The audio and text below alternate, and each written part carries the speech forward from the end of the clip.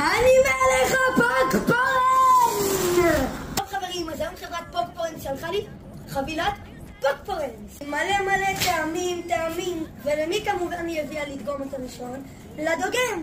לי! לדוגם פנית? לא טעית! טוב חברים, אז אין לי סבלנות, אני חייב לפתוח את המארז של פופקורן! קבלו, איך זה נפתח, קבלו.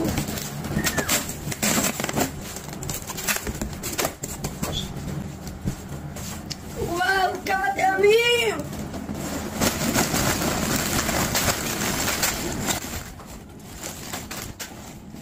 יש פה נראה יותר מדי, זה לא נגמר! אני מלך הפופקורן! נחכה לקרמל מלוח. יש לנו טעם שמנת בצל, פה יש לנו בטעם קרמל מלוח, פה יש לנו בטעם טבעי מלח ים, יש לנו בטעם גבינה, יש לנו